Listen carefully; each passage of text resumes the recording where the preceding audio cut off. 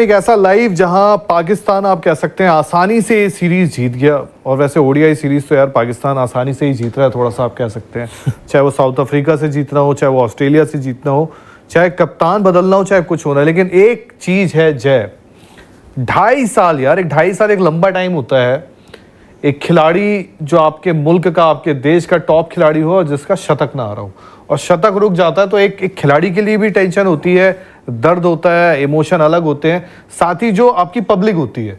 तो आज 2.5 साल बाद बाबर आजम ने एक ऐसा शतक मारा जिसको आप कह सकते हैं कहीं ना कहीं हमारे टाइम का जो सईद अनवर था, जो हमारा सबसे खतरनाक बैटर होता था, जिससे हम बोलते रहे जिससे हमें डर लगता, हमें इंडिया को डर लगता, इंडिया को डर लगता था, एक उससे लगता था और एक पड़ोसी मुल्क में हमारा जो देश में अपना जयसूर्या बैठा होता था, ये दोनों से डर लगता था। आज उसके इक्वली कर दिया उसने कहीं ना कहीं। अब वही चीज है ना कि मैं देख रहा था कि पारियां, चलो साल के लिहाज से इतना वक्त रहा, पारियों के लिहाज से 83 पारियां हो गई इंटरनेशनल क्रिकेट में। 83 पारी, आप टेस्ट क्रिकेट खेल रहे हो, आप T20 क्रिकेट खेल रहे हो, आप वनडे क्रिकेट खेल रहे हो, 83 पारियों के बाद ये 100 आया, तो बाबर आजम के लिए बहुत राहत की बात।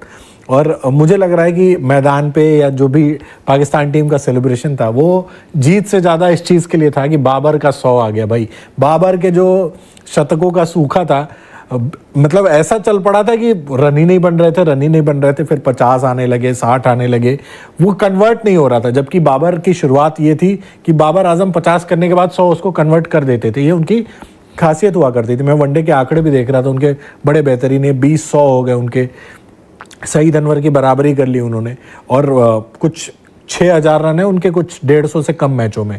तो वनडे क्रिकेट में उनके आंकड़े बड़े जबरदस्त हैं। अच्छा है। और हो सकता है कि भाई इंटरनेशनल क्रिकेट में ये उनकी वापसी के लिए 100 हो, क्योंकि 100 जब नहीं आ रहे होते, बल्लेबाज स्ट्रगल कर रहा होता है, और एक 100 आ जाने के बाद से एक फ्लुएंसी शुरू हो जाती है। इन्होंने, मुझे याद है कि विराट के लिए वो ट्वीट किया था, दिस शैल पास टू, हो जाएगा। हो सकता है कि इस 100 के बाद से इनके लिए भी वो रास्ते दरवाजे खुल जाए, विराट रनों का जो सूखा था वो खत्म हो जाए। विराट ने जब 100 मारा था तो अफगानिस्तान का था, वो भी एशिया कप था, वो डेड रबर मैच था, व्हाटएवर, बट एक मारने से हुआ था।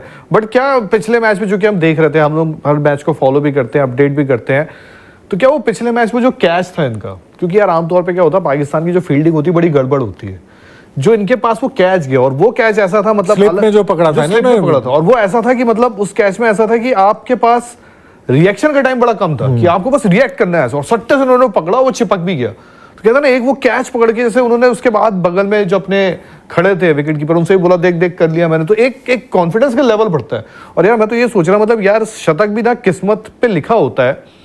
ये श्रीलंका जाने को बोल रही थी, हमें जाना है, ये है, वो चल रहा था। श्रीलंकाई टीम चली जाती, बीच में दौरा रुक जाता, आपका 100 रह जाता, और पता नहीं कब आता। तो वही चीज है कि किस्मत सारी चीजें अलाइन करके ले आती है। श्रीलंकाई टीम को वापस बोला गया कि नहीं, एक तरह से धमकी दी गई कि नहीं आपको खेलना होगा, जाके खेलो, पाकिस्तान में सारी चीजें ठीक है, वो ये मुकाबला खेल। एक दिन मुकाबला टला, आप मैच खेले और उसमें बाबर आजम का 100 आया।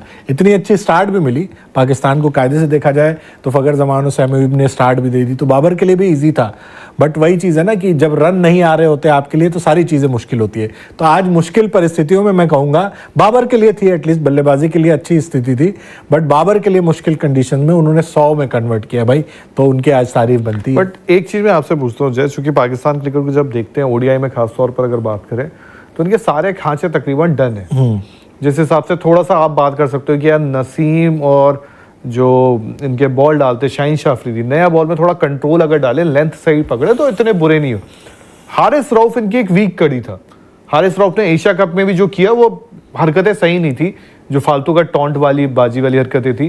बट हारिस रऊफ ने एक होता है ना कि यार आपने बोला चलो ओडीआई में खेल रहा है, खेल, यहाँ पे जो हारिस रऊफ ने 2 गेम बदले, क्योंकि कुछ भी कहो, देखो आज यहाँ बाबर आजम ने अगर एक आसानी से शतक मारा है, उसका रीजन ये है क्योंकि रावलपिंडी का जब इस मुकाबले में आप खेलते हो, यहाँ पर जब ये विकेट में खेलते हो आप यहाँ पर, तो यहाँ पे बैटिंग को बड़ा असिस्ट मिलती है, तो रन्स रोक दिए उन्होंने, बॉलर्स ने आपके रन्स रोक दिए, जिसमें अबरार का भी काफी बड़ा रोल था, जिसमें पिछले मैच में भी इस मैच में भी हारिस रऊफ का बड़ा रोल था। तो मतलब इनके जो वो खांचे है ना, जो खराब खांचे थे, इवन आज फखर जमान के भी रन आए, वो भी 100 कर सकते थे, उनके भी बड़े दिन बाद उनके भी ऐसा लग रहा, मतलब सालों बाद टोटी खुली है कि आज आपको भी पानी आराम से खूब सारा मिलेगा। तो सारे खांचे इनके जुड़ रहे, क्योंकि नीचे यार हुसैन तलत अच्छी बैटिंग वनडे करता है। क्रिकेट में ना मतलब कायदे से अगर इनकी बल्लेबाजी जो देखते हैं हम, वनडे क्रिकेट के लिहाज से ठीक है इनकी बल्लेबाजी। T20 क्रिकेट में ये बहुत पीछे हैं, वनडे क्रिकेट में भी पीछे हैं, ऐसा नहीं है कि बहुत अच्छा है, बट बल्लेबाजी के लिहाज से जो इनके बल्लेबाजों का बैटिंग स्टाइल है, बाबर रिजवान ही इनके सबसे बड़े मैच विनर है, मानो चाहे मत मानो। आपको T20 क्रिकेट में भी आप वापस गए हो, वनडे क्रिकेट में भी आपको मुकाबले यही जिता रहे हैं। आगा सलमान ने भी अच्छा किया है, बट वही चीज़ है कि अभी भी मैच विनर के नाम पे यही आपके पास 2-3 खिलाड़ी है, और इनकी जो बैटिंग स्टाइल है उनको वनडे क्रिकेट सूट करती है। और इस तरह का चेज, अब मैं कह रहा हूँ अगर यही चेज किसी और टीम को देते वो 40 ओवर में करते, बड़े आराम से कर लेते, बट चूंकि पाकिस्तान की बल्लेबाजी इस तरह की, इस तरह का टारगेट वो चेज करके जीत लेते हैं। नहीं तो इस तरह के विकेट पे ये टारगेट जहां हर बल्लेबाज रन मार रहा है वो आराम से 100 के, बट इन्होंने चलो अच्छी बात है कि अपना वक्त लिया, आराम से 100 बनाया, रिजवान ने उधर 50 बनाया, फकर जमान के भी रन आ गए। मैंने देखा आपको उस वक्त थोड़ा सा एक होता है ना, जो हम लोग मतलब एक सब कॉन्टिनेंट में ही होता है, हमारे यहाँ थोड़ा होता है कि यार माइलस्टोन को काफी किया जाता है। तो जिस वक्त वो छक्का मारा रिजवान ने और ऐसा लगा कि भाई, और ऊपर से जब उसका एज लग के चौका चला गया, एज लग के चौका चला गया, तो ना सामने से बाबर भी उस समय सिंगल के नॉन स्ट्राइकर से आगे बढ़ रहा था कि भाई मैं जाता हूँ सिंगल, पता चला एज लग के चौका। तो वहां पे थोड़ा धुकपुक हुई, क्योंकि उसके बाद जो बॉबर ने शॉट भी खेला, शॉट बॉल, मुझे लगता है उसके बाद निश्चित तौर पे मतलब जो भी ओवर के बाद इनकी बातचीत हुई होगी, उसमें बाबर ने, रिजवान ने, दोनों ने आपस में बात की होगी। रिजवान ने बोला यार जानबूझ के नहीं मारा, वो एज लग के चला गया चौका, छक्का जरूर मारा था उन्होंने, बट उसके बाद फिर उन्होंने, मैंने भी देखा कि बाबर भी अपना एक एक रन कोई रिस्की शॉट नहीं खेला उन्होंने, 3 पुल शॉट के जरिए उन्होंने सिंगल लेके, चाहते तो उसको छक्का भी मार सकते थे या चौके के लिए भी ट्राई कर सकते थे, बट बड़े आराम से उन्होंने सिंगल करा।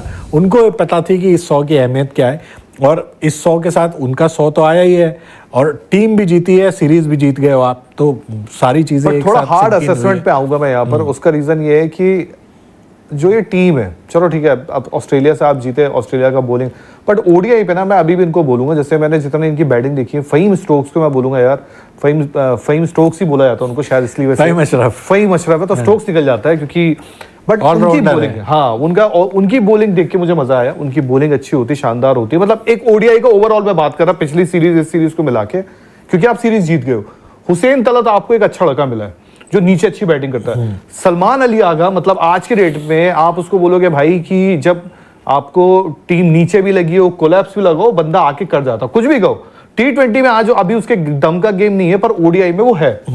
रिजवान ऐसा है यार, देखो कुछ भी कहो, रिजवान को भले आप पे कप्तानी से हटा लो, कुछ भी कर लो, वो पाकिस्तान के लिए अच्छा करता है, और रिजवान मुश्किल वक्त में आता है। लेकिन अभी भी पाकिस्तान के पास चैलेंजेस जो है कि इनको फील्ड वाला सुधारना है। दूसरा, आप घर पर खेलते हो, बड़ा अच्छा खेलते हो, आप वर्ल्ड कप खेलने आए थे 2023 का आखिरी, आप चैंपियंस ट्रॉफी आपने खेली, उतना अच्छा नहीं था। तो आपको एक जो अभी कहते हैं ना, एक जो नीचे के लेवल की टीमें है, थोड़ा सा आप उसमें बात करो, चलो आपने इनको खेल दिया, बट जब आपके बड़े लेवल का चैलेंज है, वो अभी भी इनको तोड़ना बाकी है, वो इनके सामने अभी भी रहेगा। नहीं, बट इनके साथ तो वो थी ना कि भाई टेस्ट सीरीज बांग्लादेश से हार जा रहे हैं, तो उससे तो बेहतर है ना कि कम से कम इनको कंसिस्टेंसी मिली है। साउथ अफ्रीका के खिलाफ वनडे सीरीज जीते, ये वाली सीरीज भी जीती गए, तो मतलब एक एक करके इनका कॉन्फिडेंस बन रहा है, और बल्लेबाजों की बदौलत हो रहा है। अभी बाय द वे जो पाकिस्तान की ताकत हुआ करती थी उनकी गेंदबाजी अभी उस तरह से क्लिक नहीं कर रही है वनडे क्रिकेट में।